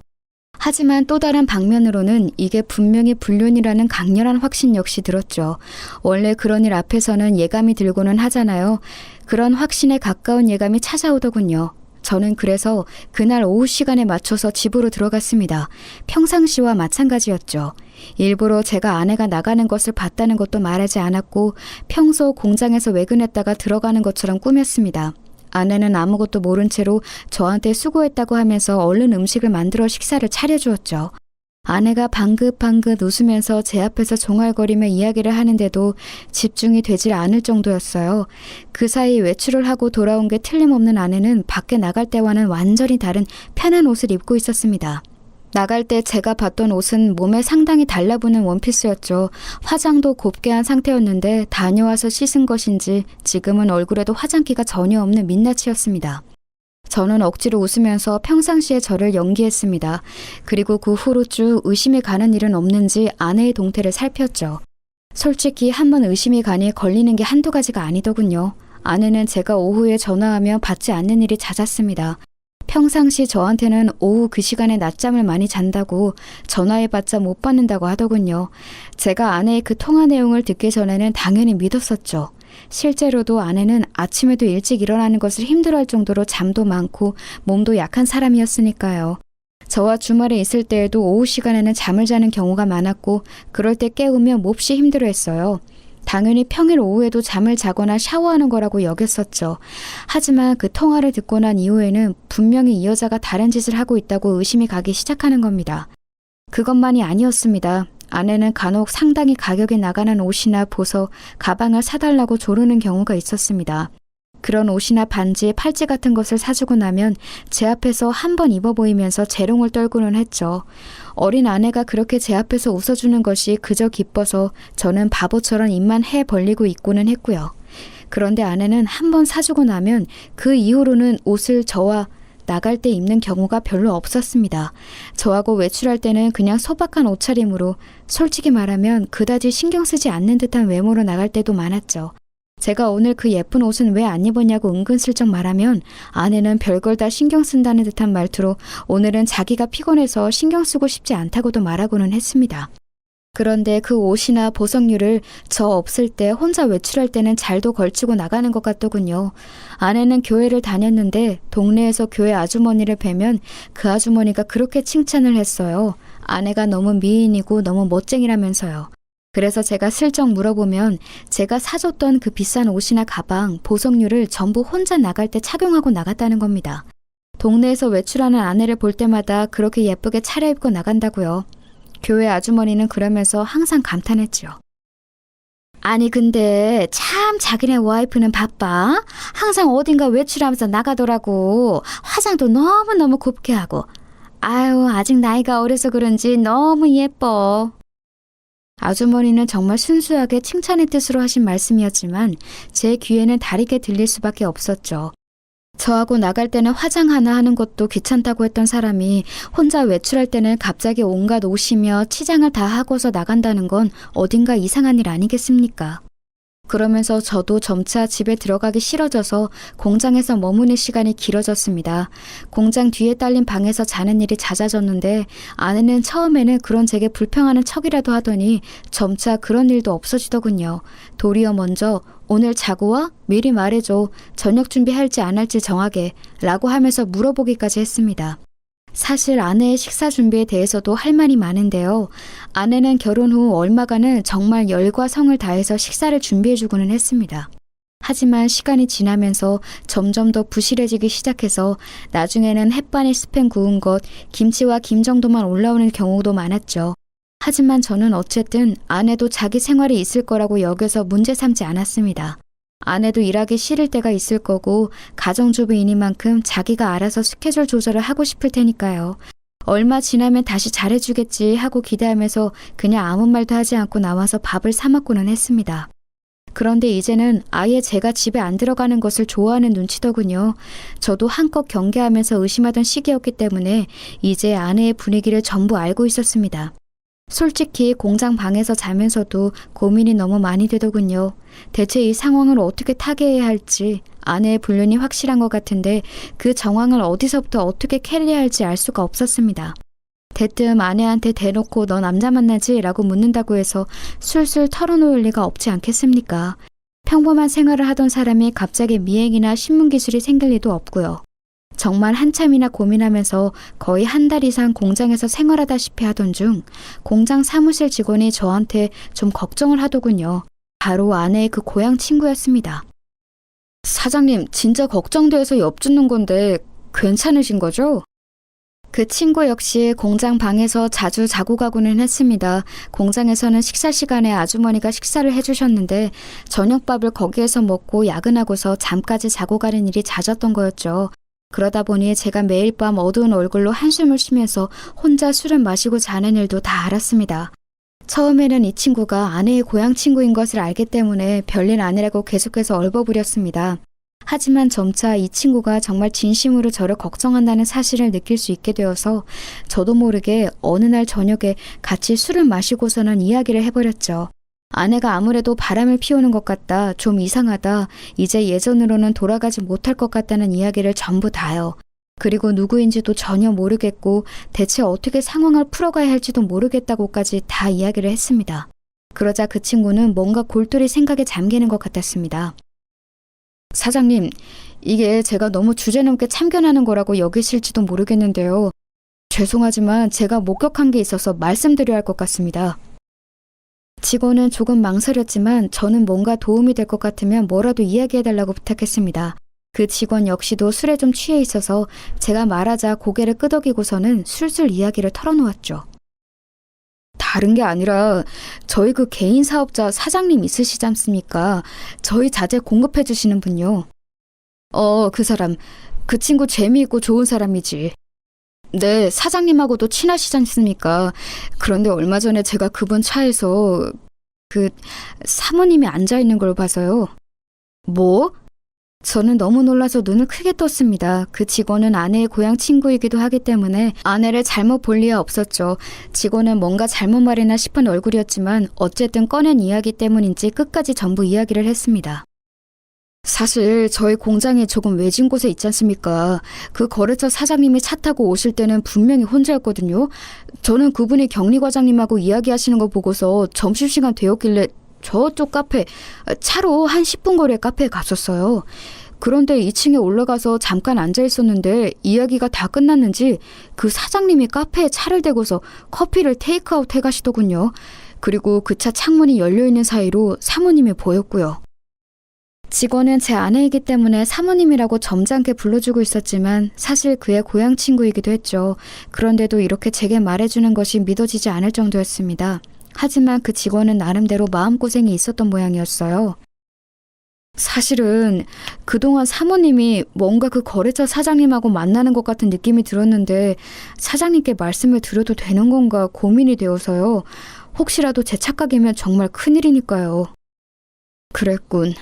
아니야, 하지만 맞는 것 같아, 분명히. 직원은 그 외에도 거래처 사장이 누군가와 사귀는 듯한 모습을 보여왔고 차에 걸린 장식품도 아내가 좋아하는 캐릭터라서 뭔가 이상하다고 여겼다고 했습니다. 중년 남성이 보통 알록달록한 캐릭터를 차에 걸어두지는 않죠. 그런데 카페에서 아내를 목격한 이후 그것이 생겨나서 직원은 의심을 하지 않을 수가 없다고 하더군요. 정말 아찔했습니다. 한쪽은 제가 정말 사랑하는 어린 아내였고 한쪽은 꽤나 거래한 지 오래되는 나름대로 신이 있다고 생각했던 거래 상대방이었어요. 서로 협력하면서 살아온 세월이 생각보다 상당히 오래되었죠. 그런데 그런 두 사람이 제 눈을 피해서 사귀고 있었다니 상간남 상간녀였다니 말입니다. 제 친구를 배신하는 일일지도 모르지만 그래도 저는 불륜은 진짜 아니라는 생각이 들어서요. 바로 말씀 못 드려서 죄송합니다. 아니야. 말해줘서 정말 고마워. 말하기 힘들었겠지. 술의 힘을 빌려서라도 제게 사실을 말해준 그 직원이 정말 고마웠습니다. 저는 그에게 고맙다는 인사를 한 후 제 방으로 와서 자리에 누운 채 곰곰이 어떻게 해야 하나를 고민하기 시작했죠. 일단 그래도 아내니까 서로 이야기를 나눠봐야겠다는 생각이 들었습니다. 그래도 아직 제 마음속에는 아내를 사랑하는 마음이 남아있었고 어쩌면 그 거래처 사장이 억지로 아내를 꼬드겨내어 불륜을 저지른 것일 수도 있다고 생각이 들었습니다. 어쨌든 아내는 너무 어린 사람이었으니까요. 경험도 없고 성숙하지도 못한 여자니까 제가 어느 정도는 감안해야 한다는 생각이 들었습니다. 그리고 일단 그 거래처 사장하고도 먼저 말을 나눠서 아내한테서 손을 떼게 해야겠다는 생각도 들었고요. 그래서 그 다음날 저는 사무실로 나가서 한참 고민했습니다. 언제쯤 전화를 걸어서 무슨 말로 먼저 운을 떼어야 할까? 이제 예전처럼 친근하게 그 사장을 대할 수는 없을 테니까요. 그런데 점심 먹기 직전 시간쯤 사무실에 앉아있던 그 직원이 저한테 조심스럽게 다가왔습니다. 저 사장님, 오늘 자재 수급 때문에 거래처 사장님께 전화를 했는데 오늘은 미팅 오시기 힘드시다고 합니다. 시골 내려가셔야 한다고 해서. 시골? 갑자기? 네, 결혼할 사람이 생겼는데 그 사람이 자기 고향에 같이 가자고 했다면서 다녀와서 미팅에 오시겠다고. 직원은 조심스레 그 사장이 내려간 곳이 자신의 고향과 같은 지역이라고 전했습니다. 직원은 아내와 동양 친구였으니 당연히 아내의 친정, 즉 처가가 있는 곳이었죠. 저는 정말 머리가 띵해지더군요. 불륜도 모자라 이제 아예 고향까지 데리고 가는 것인가 싶어서요. 그리고 직원이 전한 말은 더 충격이었습니다. 꼭 정말로 결혼 준비라도 하는 것처럼 말씀하시더라고요. 저는 그냥 하시는 말씀인가 했는데 처가 장모님께 인사드리러 가는 거라면서 여러 가지로 준비한다고 간다고. 이건 아직 비밀이라면서 주변에는 말하지 말라고도 하셨는데요. 다녀와서 사장님께 인사도 따로 드리겠다면서 아주 즐거워하셨습니다. 맙소사 소리가 저절로 나왔습니다. 저는 눈앞이 아찔해져서 한참이나 머리를 숙이고 이마를 짚고 있었어요. 직원은 걱정스러운 눈초리를 하고 있었지만 저는 손을 저어서 괜찮다고 가보라고 했습니다. 속이 뒤집히는 것 같았어요. 제가 제일 사랑하던 아내와 그래도 믿고 신뢰하던 거래처 사장의 불륜관계라니. 저는 그냥 있을 수가 없어서 자리에서 일어섰습니다. 주변에게 말하지 말라면서 저희 사무실 직원한테는 말하는 저 입 가벼운 꼬라지는 또 대체 뭔지 알 수가 없었어요. 그래도 저희 사무실 직원들이나 저하고 무척 가깝게 지내던 사람이라서 더욱이나 상처가 컸습니다. 저는 충격을 받은 상태로 곧장 차를 타고 처가로 향했습니다. 아직 출발하려고 타고 있던 때에 직원이 걱정스러운 얼굴로 달려나오더군요. 사장님, 지금 좀 비틀거리시는데 운전하고 먼 길 가시면 좀 위험할 수 있습니다. 그렇다고 안 갈 수는 없지 않겠나? 제가 운전할까요? 저도 일단 말씀 전해드린 이상 완전히 다른 사람 일은 아니라서. 사실 직원은 여러 가지로 걱정하는 눈치였습니다. 일단 그 친구는 저를 은인으로 여기고서 워낙 열심히 일을 하던 사람이기도 했고 아내의 오랜 고향 친구이기도 했으니 양쪽 다 걱정이 되었겠죠. 사실 저보다는 아내를 걱정했을지도 모릅니다. 어쩌다가 말을 전하는 꼴이 되기는 했지만요. 그래서 저는 그러자고 했습니다. 제가 생각하기에도 도무지 제대로 운전을 하면서 사고를 안 내고 처가까지 도달할 자신이 없었거든요. 한참이나 차를 타고 내려가는 동안 직원도 저도 아무런 말을 하지 않았습니다. 저는 머릿속으로 한참이나 소용돌이를 가라앉히려고 애쓰다가 어느 정도 시간이 지나니 차분해졌습니다. 이제 분류는 너무 확실해져 버린 상황이었으니 남은 건 어떻게 두 상간남 상간녀를 처리하느냐, 그리고 이혼을 해서 어떻게 그 여자를 내다 버리느냐만 남은 거였죠. 세상에 나이 40에 뒤늦게 결혼한 것이 이런 결과를 가져올 줄 누가 알았겠습니까? 그 거래처 사장도 이른 나이에 아내와 사별했다고 하고 어린 자식 키우느라 고생한다는 사정도 있어서 제가 더 잘해줬던 것도 있었습니다. 하지만 이런 식으로 결국 뒤통수를 맞아버린 거였죠.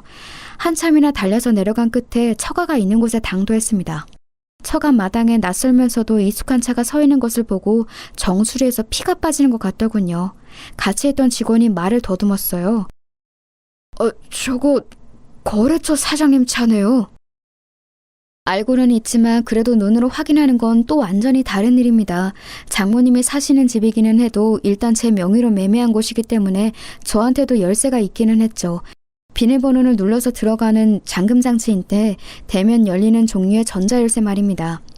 그래서 저는 그 열쇠를 대고서 곧장 아무런 사전 경고도 없이 집 안으로 들어갔습니다.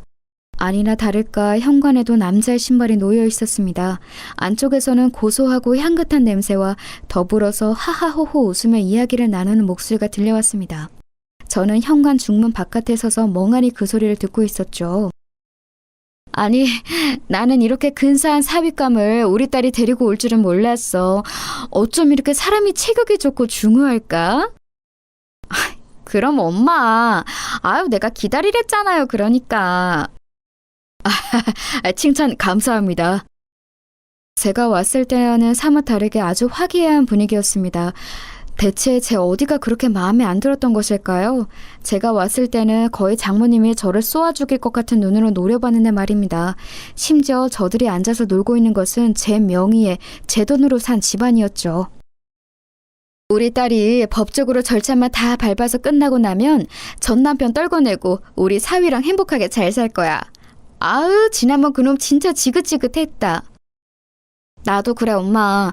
적당히 이집하고 재산만 잘 갈라서 받아내고 갈라서야지. 모녀는 그런 식으로 입방정을 떨면서 저를 씹어대더군요. 속 좁고 촌스러운 남자, 왜소한 데다 남자로서의 매력이라고는 없는 남자. 저는 중문 너머로 안에 있는 이들을 지켜보았습니다. 멀쩡한 식탁도 놔두고서 거실 탁자에 둘러앉은 세 명이 아주 분위기가 좋더군요. 장모님은 거래처 사장이 자기 접시에 음식을 다 먹은 것 같자 얼른 일어나서 가운데 있는 냄비에서 듬뿍 또 한 그릇을 퍼내서 건넸습니다. 배부르다면서 손사래를 치던 거래처 사장은 또 낼름 받아서 그걸 먹더군요. 내가 씨암탉 잡은 걸세. 이게 얼마나 귀한 손님한테만 대접하는 건지 알긴 하나? 우리 딸한테 잘해줘야 해. 우리 딸이 자네가 얼마나 매력적인지 나한테 어찌나 수다를 떨었는지 아주 내가 귀에 딱지가 다 앉았어. 장모는 유쾌하게 말하면서 거래처 사장의 등을 두드렸습니다. 사장도 아주 기쁘다는 듯이 웃으면서 허허 대답했고요. 아내는 아주 거래처 사장한테 혼이라도 빼줄 듯한 기세로 턱을 괴고 앉아서 사장을 지켜보고 있었습니다. 여태까지 저는 장모님한테 제대로 된 밥 한 그릇을 얻어먹은 적이 없었죠. 다 식어 빠진 밥에 냉장고에서 꺼내 먹다만 반찬들, 아내조차도 신혼 초에만 저한테 식사를 제대로 챙겨주었고 최근으로 오면서부터는 아예 식사를 챙기지도 않았습니다. 그런 나날들이 겹쳐 떠오르면서 속이 울컥거리더군요. 곁에 직원이 걱정되는지 움찔거렸지만 그와 상관없이 저는 중문을 벌컥 열고 들어갔습니다. 서로 아주 화기애애하게 수다를 떨며 식사를 하던 세 사람이 갑자기 열린 문 때문에 깜짝 놀라서 저를 쳐다봤죠. 아내가 너무 놀랐는지 입을 떡 벌리고서 저를 불렀습니다. 여보? 당신 어떻게 여기에? 아니, 자네 왜 여기에 있나? 여기 어떻게... 아니, 이게 그... 아내와 장모 모두 당황해서 무어라 설명도 하지 못한 채로 말을 더듬어댔습니다. 거래처 사장은 처음에 아예 무슨 일인지 파악조차 못하는 것 같더군요. 사장님? 사장님이 여기 왜 오신 건지... 아니, 여기 무슨 거래하실 거 있으셨나요? 거래처 사장은 정말로 아무것도 모르는 얼굴로 순진하게 저한테 물어봤습니다. 저는 가만히 그를 노려봤지요. 솔직히 그 거래처 사장은 불륜남, 아내를 꿰어낸 나쁜 상간남이라고 생각하고 있었는데 지금 보니까 아예 제가 아내의 남편이라는 걸 모르는 것 같았습니다. 안에서 들었던 대화 내용으로 미루어 보아서는 분명히 아내가 이혼 절차를 밟고 있는 중인 사실상 돌싱이라고 생각했던 것 같았고요. 이게 말이 되나 싶었는데 생각해보니 거래처 사장은 사실 제 아내를 만날 일이 없었습니다. 저는 아내가 공장에 와서 쓸데없이 기름때 냄새 맡게 하지 않도록 철저하게 공장에 오지 않도록 했고 거래처 사장은 그저 제가 처가 있다는 사실만 알고 있었고요. 평상시 따로 만나서 식사나 술을 같이 하기는 했지만 딱 거기까지인 관계였으니 제 아내가 누구인지 알 턱이 없었습니다. 거래처 사장은 잔뜩 긴장한 아내와 장모를 보면서 잠시 어리둥절한 표정이 되더군요. 사장은 잠시 아내와 저를 번갈아 보더니 여전히 사태 파악이 안 되는 모양이었어요. 그 사이 아내는 저한테 달려와서 얼른 제 손을 잡았습니다. 여보, 어떻게 지금 왔어요? 제가 지금 저분이 저 남자분한테 빚진 게 있어서 잠시 대접하는 중이었어요. 그래. 내가 그래서 좀 나한테 도움을 준 분이라서 내가 대접하고 있는 중이었네. 사위한테도 안 주는 씨암탉 잡았어요. 그쵸? 잔뜩 음식 차려놓고 대접하고 계시네요. 거래처 사장도 일어나서 저한테 다가왔는데 의아한 표정이었습니다. 당연하겠죠. 사장님도 제가 사람 잘못 봤네요. 현재 결혼 상태인 제 아내하고 따로 만나고 계시다니, 심지어 처가에 와서 씨암탉 대접까지 받고 계시다니 놀라운데요? 예? 네? 이게 무슨... 사장은 눈치를 보면서 저와 아내를 번갈아 봤습니다. 아무리 이혼 절차 중이라고 알고 있었다고 해도 엄연히 법적으로 결혼 상태인 여자와 불륜을 저지른 거였죠. 거래처 사장의 잘못도 컸습니다. 아내가 벌벌 떨면서 저희 옷자락을 잡은 걸 보더니 그제야 거래처 사장은 무슨 상황인지 알겠는 모양이더군요. 사장은 당황한 얼굴이 되어서 떨기 시작했습니다. 그러면서 제 앞에 허리를 숙이고서 얼굴색이 창백하게 변했습니다. 죄송합니다, 사장님. 사장님 아내인 줄 정말 몰랐습니다. 제가 정말로 몰랐습니다. 제가 그 말은 믿을 것 같은가 보죠? 정말입니다, 사장님. 정말입니다. 거래처 사장은 덜덜 떨면서 저한테 정말 몰랐다고 애원에 애원을 거듭했습니다. 사실 지금 그 거래처의 실질적인 거래는 저희밖에 없었으니 당연하겠죠.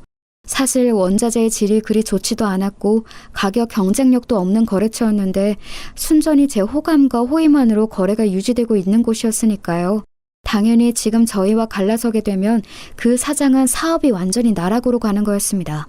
그걸 잘 아는 거래처 사장은 제 앞에 무릎을 꿇으면서 애원했습니다. 사장님, 저는 정말 사장님 아내인지 몰랐습니다. 알았다면 만나지 않았을 거예요. 이제 와서 그런 소리는 아무런 의미가 없어요. 저는 저 여자가 지금 이혼 준비 중이라고 곧 갈라설 거라고 해서 만난 것 뿐입니다. 정말입니다. 아무런 증거도 없이 그런 소리를 믿었나 보군요. 게다가 아무리 이혼 준비 중이라고 해도 법적으로 엄연히 결혼 중인 여자죠. 말하자면 사장님은 제 아내를 꼬여내서 상간남 짓을 했다는 이야기입니다. 이제 그쯤 되니 저는 더 이상 화도 나지 않더군요. 아무리 제가 남편인지 몰랐다고 해도, 그리고 이혼 절차를 밟고 있는 중이라고 알았다고 해도 분명하게 상간남인 건 확실했습니다. 이혼 절차 중이라고 알았다는 건 다른 말로 하면 혼인관계 중이라는 사실을 알았다는 것도 되었죠.